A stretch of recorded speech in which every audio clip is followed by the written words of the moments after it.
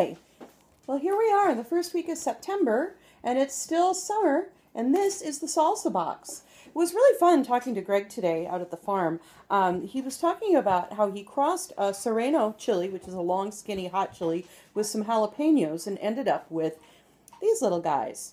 And then some other sports. I think sports, I love that word. It's a fun word. What a sport is, it's a mutation of a plant. So you plant all these plants that'll give you this chili, which has a spicy jalapeno flavor, but a really pretty shape, isn't it? And it has some serrano genes in there somewhere. And this one I would call a sport. It's sort of an oddball that came from the same, perhaps came from the same seed stock as this guy. Isn't that neat? So let's see what else is in here. We've got some plenty of tomatoes for the foundation of our salsa. Yay. And these, if there's a little green on that, you can let that sit at room temperature and it will get, it will ripen, continue to ripen up.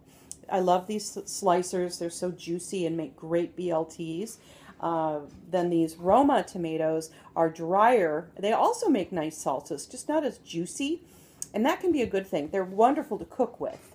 A little saute with chopped tomatoes sauteed in butter and garlic is one of my favorite quick pasta sauces. And then we've got some tomatillos in here. These are tomatillos, and they are ripe tomatillos. Usually in the grocery store, I've got some pork chops braising over here. I'm going to turn them down. There we go. Anyway, usually at the grocery store, they're quite green like this. But these are fully ripe, and they're a pretty yellow. So you peel off the husk, and there'll be some sticky stuff that you'll want to wash off. Then you can chop these and add them to salsas raw. This one will have a little tart, more of a tart flavor than this one will, I'm sure. But I also have a very nice cooked tomatillo salsa recipe that I'm quite fond of. I'll include that in this week's blog. Oh, kohlrabi. Hello, kohlrabi. Here we have a nice purple one. Again, the skin on these can be tough, so you'll want to peel it and then slice it and either cook it, fry it in a pan like potatoes, or eat it raw. Oh, and then we've got some onions.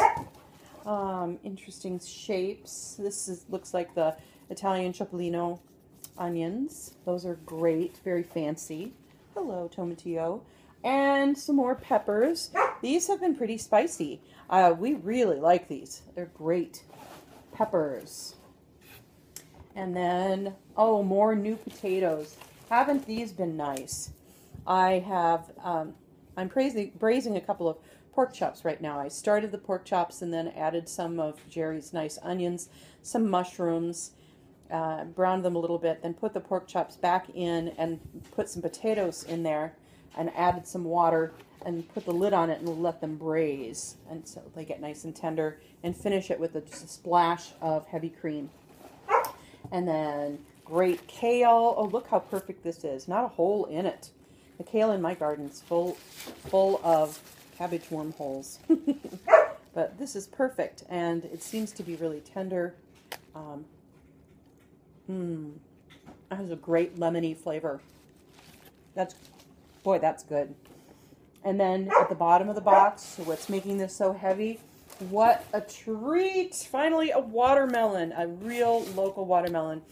This is great, and I can't wait to dig into it and see what kind it is. I'm going to thump it, and it sounds hollow and very enticing. All right, enjoy.